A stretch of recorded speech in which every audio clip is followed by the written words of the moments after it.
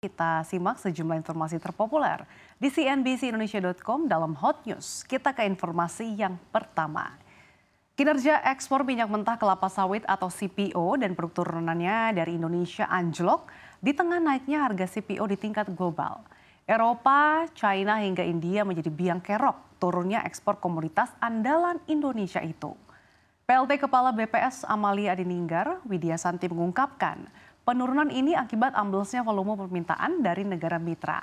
CPO dari Indonesia ditenggarai kalah saingnya harga dari harga minyak mentah yang berasal dari biji bunga matahari. Harga minyak biji bunga matahari jatuh akibat terbukanya jalur perdagangan melalui Black Sea Grain Initiatives atau kesepakatan biji-bijian laut hitam. Badan Pusat Statistik mencatat ekspor CPO Indonesia dan produk turunannya pada Februari 2024 hanya sebesar 1,2 miliar dolar Amerika Serikat atau turun 30,39% dari Januari 2024 yang senilai 1,72 miliar dolar Amerika Serikat.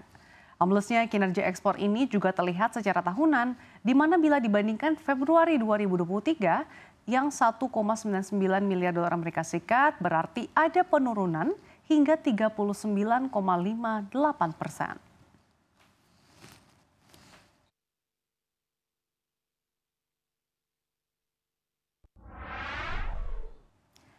Beralih ke informasi, Presiden Joko Widodo yang telah menegaskan pencairan tunjangan hari raya ditetapkan pada 10 hari menjelang Hari Raya Idul Fitri.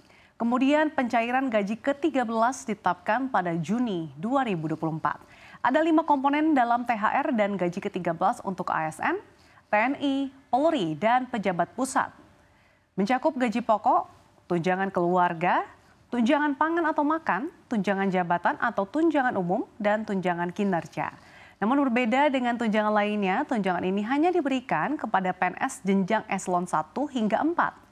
Adapun komponen THR dan gaji ke-13 PNS dan PPPK di daerah sedikit berbeda karena tidak ada komponen tunjangan kinerja. Sementara itu gaji pokok menjadi salah satu dari komponen THR dan gaji ke-13. Adapun besaran gaji pokok PNS pada tahun ini telah dinaikkan sebesar 8%.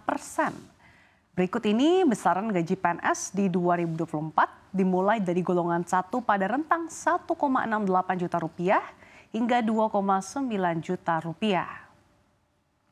Sementara untuk PNS dengan golongan 2 gajinya berada pada kisaran 2,18 juta sampai dengan 4,12 juta rupiah. Adapun untuk gaji PNS golongan selanjutnya golongan 3 yaitu sekitar 2,7 hingga 8 juta rupiah hingga 5,18 juta rupiah. Berikutnya bagi PNS golongan 4, gaji pokoknya ialah 3,28 juta sampai dengan 6,37 juta rupiah.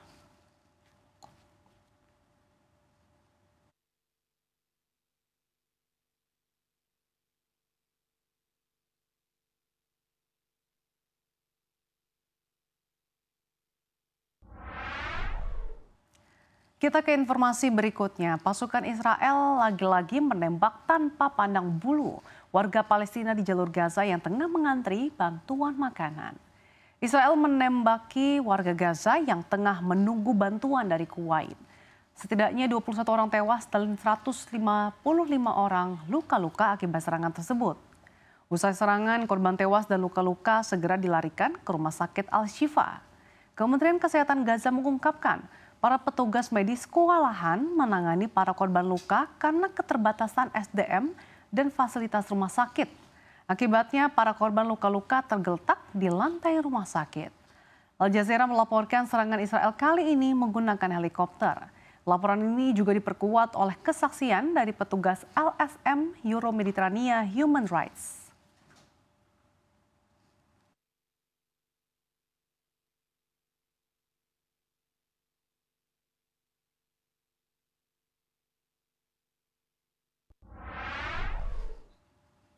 Berita lainnya dari pemilihan umum Presiden Rusia yang resmi dimulai hari ini hingga 17 Maret. Warga akan memutuskan siapa yang akan menjadi pemimpin Rusia ke depan. Momentum kali ini membuka peluang Presiden saat ini Vladimir Putin bisa jadi kembali menang dan memperpanjang kepemimpinan 2 periode ke depan. Hal ini terkait perubahan undang-undang pada tahun 2021.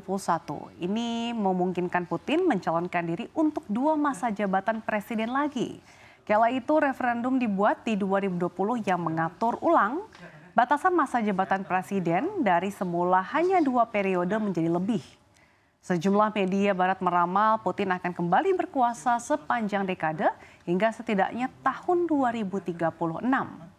Ini bukan tanpa sebab, melansir CNN Internasional, dominasi Putin atas sistem pemilu Rusia semakin menguat seiring semakin dekatnya pemilu.